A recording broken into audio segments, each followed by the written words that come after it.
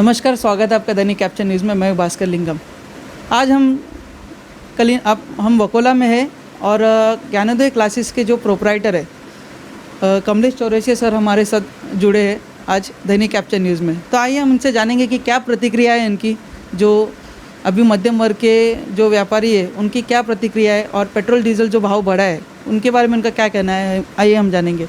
Kamlesh sir, स्वागत है आपका दैनिक कैप्चर न्यूज़ में। धन्यवाद। क्या कहना चाहेंगे अभी जैसे मोदी सरकार है, मोदी सरकार में पेट्रोल और डीजल का भाव लगातार बढ़ता जा रहा है, उस पर आपकी क्या प्रतिक्रिया है? भास्कर जी, सबसे पहले तो एक चीज़ हमें ये जान लेनी होगी कि 2014 में जब ये मोदी सरकार आ रही थी तो उस समय इनके बड़े बड़े नारे, बड़ी बड़ी होर्डिंग्स, उस समय मुझे भी याद है कि इनके जो भाषण हुआ करते थे, महंगाई दूर होगी, पेट्रोल डीजल के दाम, उनके डायलॉग्स मुझे आज भी याद है, दोहराने में बड़ा मज़ा आएगा।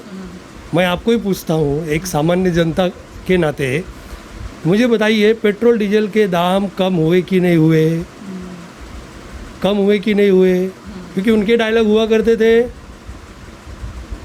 कि ज़्यादा है कि नहीं है। आज हम वही चीज़ उनसे पूछना चाहते हैं कि आज पेट्रोल डीजल के दाम कम हुए कि नहीं हुए? गरीबी दूर हुई कि नहीं हुई? तो बहुत एक वाकई अगर आप देखेंगे तो 2014 में जो एजेंडा रखते हैं आप जनता के सामने, और वही चीज़ आज फेल होती है। तो जैसे 2014 के पहले मोदी सरकार का यह नारा था कि बहुत ही महंगाई के मार, अब की बार भाजपा सरकार, तो वह नारा अब फेल होते दिख रहा है जब मोदी सरकार, खुद मोदी का सरकार है अभी, तो उस पर आप क्या कहना चाहिए? भास्कर जी, अगर ये नारा बीजेपी, अगर ये नारा जो आपने अभी दिया, अगर ये नारा होता तो बहुत बड़ी बात थी। उस समय तो एक व्यक्ति विशेष का नारा था कि बहुत हुई महंगाई की मार, अब की बार मोदी सरकार। व्यक्ति विशेष का नारा था, वो व्यक्ति महंगाई दूर करना चाहिए था। आपको याद होगा, हम जानकारी ले सकते हैं, 2008 में मनमोहन सिंह जी, सम्माननीय मनमोहन सिंह जी हमारे देश के प्रधानमंत्री थे उस समय, और आज के समय का जो क्रूड ऑयल का कॉस्ट है प्रति बैरल वो सेम है, लेकिन उस समय पेट्रोल 45 रुपये लीटर और डीजल 32 रुपये लीटर था। सेम क्रूड ऑयल का रेट है आज के समय में, लेकिन मोदी सरकार में पेट्रोल 80 पार करता है, डीजल पेट्रोल पार करता है, 80 पार करता है। तो यहाँ कहाँ हुआ है? और जैसे दिल्ली में अगर आप देखेंगे तो डीजल का भाव, पहले बार ऐसा हुआ है कि डीजल का भाव पेट्रोल से ज़्यादा है, उस पर आप क्या कहना चाहेंगे? आपकी क्या प्रतिक्रिया है? मतलब ये तो देखिए, तो वही हुई एक बात, एकदम सीधी सीधी बात चल रही है कि मार्केट गए थे, एक व्यक्ति कार लेने गया, तो ऑप्शन उसके सामने रखा गया कि भाई कौन सी कार ली जाए। तो उन्होंने कहा डीजल ले लेते हैं क्योंकि डीजल सस्ता है। हाँ, डीजल वाली कार लेते हैं, डीजल सस्ता है, थोड़ी कार महंगी मिलेगी चलेगा, लेकिन कम से कम डीजल यानी फ्यूल सस्ता होगा। लेकिन आज लोग कार लेने जाएंगे तो आप क्या कंपेयर करें, डीजल लूँ या पेट्रोल लूँ? तो एकदम पूरी तरह फेल हो गए। और मुझे तो इनके सारे पुराने नारे याद आते हैं। गरीबी, आज पेट्रोल का भाव बढ़ता है, मैं लोगों के अभी देख रहा हूँ, लोगों का गुस्सा देख रहा हूँ, फेसबुक पे देख रहा हूँ, ट्विटर पे देख रहा हूँ, सामान्य जनता ऐसे गुस्से में है। लेकिन कोई कहते हैं ना, बोले तो किसको बोले? ऐसे इंसान को समस्या बताई जाती है जो उसको हल कर दे, यहाँ तो सुनवाई नहीं है। एक व्यक्ति विशेष है जो आतंकवाद से लड़ेगा, वही इंसान पेट्रोल डीजल भी कम करेगा, वही इंसान महंगाई भी कम करेगा, वही इंसान चीन के मुद्दे पे कल मन की बात में क्यों नहीं एक भी पॉइंट निकला? ये गुस्सा है, एक सामान्य जनता होने के नाते हमने प्रधानमंत्री चुना है ना, तो एक गुस्सा है, कल मन की बात में चीन का नाम क्यों नहीं निकला? कोरोना से हम क्यों नहीं जीत पा रहे हैं? लॉकडाउन, आप तो पत्रकार हैं, आप ज़्यादा सर्वे करते होंगे मुझसे ज़्यादा, लेकिन आप देखिए विश्व में जहाँ भी लॉकडाउन हुआ, लॉकडाउन के बाद कोरोना का ग्राफ गिरा है। एक हमारा देश है जहाँ पर लॉकडाउन के बाद ग्राफ बढ़ा है। मुंबई, जैसे भारत का अगर हम बात करेंगे तो भारत अब विश्व में 4थे स्थान पर है कोरोना के कहर में। लेकिन अभी हाल ही में अमित शाह जी ने यह स्टेटमेंट दिया था कि भारत में कोरोना की स्थिति कंट्रोल में है, तो उस पर आप क्या कहना चाहेंगे? कंट्रोल में है, मैं कहता हूँ, चलिए आप मुझे पूछ रहे कंट्रोल में है, हम और आप समाज में उठते बैठते हैं, समाज में एक कोई व्यक्ति उठ के बोल दे कंट्रोल में है, हमारी बात छोड़ दीजिए, हम लोग बोलेंगे तो लोग कहेंगे सरकार के खिलाफ बात कर रहा है। लेकिन सरकार छोड़िए, सामान्य जनता को पूछिए आप।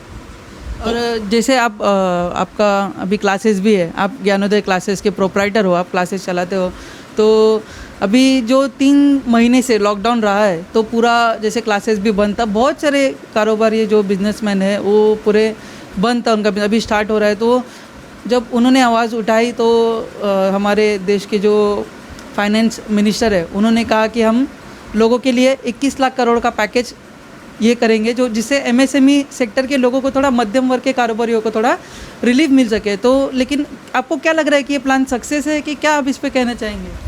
21 लाख करोड़? कौन सा 21 लाख करोड़? वो केवल 8 बजे 8 बातों में चला गया।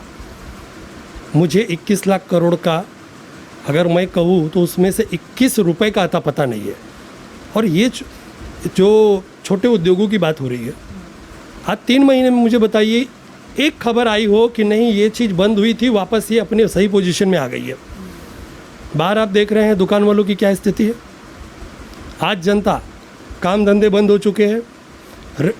आप, हमारा देश कृषि प्रधान देश है, हमारा देश आज भी विकासशील है, विकसित नहीं है। आज भी हम संघर्ष कर रहे हैं। आज भी हमारे यहाँ मध्यम वर्गीय परिवार, गरीबों की संख्या बहुत ज़्यादा है। आप सड़क पे निकलते हैं, आप देख रहे हैं क्या हो रहा है। बहुत बड़ी चीज़ एक है, आपको मैं एकदम संक्षिप्त में बताऊंगा। मुझे बताइए मध्यम वर्गीय परिवार, उस 21 लाख करोड़ में से 21 रुपया नहीं मिला। आज उन्होंने अपना भरण पोषण के लिए क्या किया? या तो वो गाँव भाग गए चल के, कुछ पहुँच गए, कुछ मर गए बेचारे। और जो यहाँ है, मुझे बताइए भास्कर जी, जो एक औरत जो दूसरों के घर में बर्तन मांजती थी, आज उनके घर में उसकी एंट्री बंद कर दी गई है क्योंकि कोरोना फैला हुआ है। आज वो विधवा औरत या वो औरत कहाँ जाएगी? ड्राइवर सारे घर पे बैठ चुके हैं।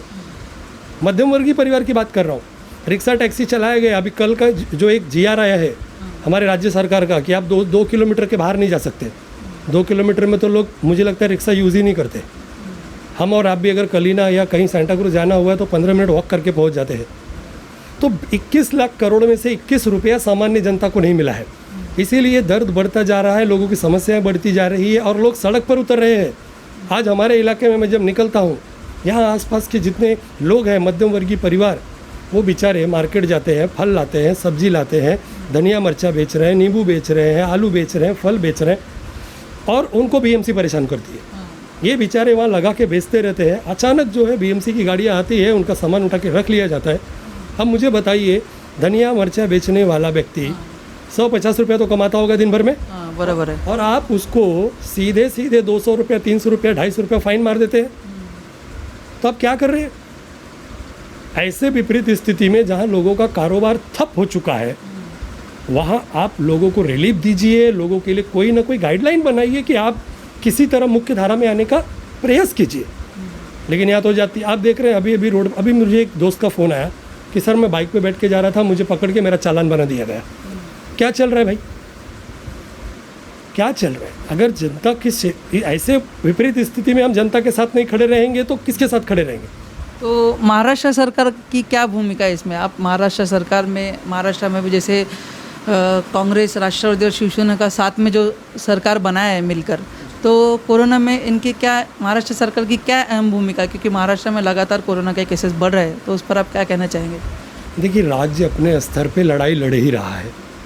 अगर आप पूरे भारत की बात करेंगे ना भास्कर जी, तो पूरा का पूरा राज्य अपने तरीके से काम कर रहा है। लेकिन बड़े दुख के साथ कहना पड़ता है कि जिन राज्यों में BJP की गवर्नमेंट है, वहाँ पे ऐसा लगता है कि उनको बहुत कुछ ज़्यादा सपोर्ट दिया जा रहा है, और जहाँ पर इनकी सरकारें नहीं है वहाँ पर मदद या तो नहीं दिया जा रहा है या तो लेट पहुँचाया जा रहा है। एक बदले की भावना। लेकिन मुझे एक बात बताइए, कोरोना तो इंसानों को ही हुआ है, चाहे वो BJP शासित राज्य हो या अन्य पार्टियों की। लेकिन कोरोना का सिम्टम तो सबको सेम हो रहा है, तकलीफ़ें तो सेम है, आवश्यकताएं सेम है। तो यहाँ ये पक्षपात क्यों, ये पार्शलिटी क्यों हो रही है? तो हर राज्य लड़ रहा है। ठीक है, यहाँ कोरोना केसेस ज़्यादा है। मुझे लग रहा है कि मेरी अगर अगर स्वयं मेरी खुद की अगर प्रतिक्रिया हो तो महाराष्ट्र राज्य कोरोना के लिए जिस हिसाब से यहाँ केसेस आने वाले थे तो इन्होंने बहुत अच्छी फाइट की है और अपने दम पे फाइट की है। कोई सपोर्ट केंद्र से नहीं मिला है, ये मैं ऐसे एकदम बल के साथ बोल सकता हूँ। दूसरी एक बात, बीजेपी के पहले जितने नेता थे, आप देखिए, मैं इनके सारे स्टेटमेंट देखा और सुना, कोई बोलता 8,000 से ज़्यादा मौत नहीं होगी। आज हमारे देश की मौतें 15,000 लगभग पार हो चुकी है। किसी ने कहा था जुलाई में ख़त्म हो जाएगा, किसी ने कहा था जून में ख़त्म हो जाएगा, किसी ने बोला मई में पीक। पहली चीज़ तो विज़न ही नहीं था आपके पास, आपको कुछ पता ही नहीं था क्या होगा। अभी भी नहीं है, अभी भी नहीं, सिर्फ ध्यान भटकाए जाते हैं। जैसे अभी आपने अमित शाह जी का बताया, कौन सी बात है, ध्यान भटकाने वाली बात है। तो स्थिति ऐसी है कि राज्य अपने स्तर पर लड़ रहे हैं। मैं सिर्फ जो हमारी केंद्र की सरकार है, मैं उनसे विनती करना चाहता हूँ आपके माध्यम से कि प्रत्येक राज्य को एक जैसी सुविधा दी जाए ताकि वो इस कोरोना की लड़ाई को बड़े अच्छे तरीके से लड़ के इसको हराया जा सके। यहाँ पार्शलिटी मत कीजिए, पक्षपात मत कीजिए कि नहीं यहाँ बीजेपी की पार्टी है सत्ता में, वहाँ ज़्यादा सुविधाएं दे दो, वो उधर नहीं है तो उनको मत दो, ऐसा मत करो। मैं आपके माध्यम से ये एक विनती केंद्र सरकार से करना चाहता हूँ। धन्यवाद कमलेश सर। तो ये थे हमारे साथ कमलेश चौरसिया सर, जिनका ज्ञानोदय क्लासेस है वकोला में। संतोष पवार के साथ मैं भास्कर लिंगम, दैनिक कैप्चर न्यूज़।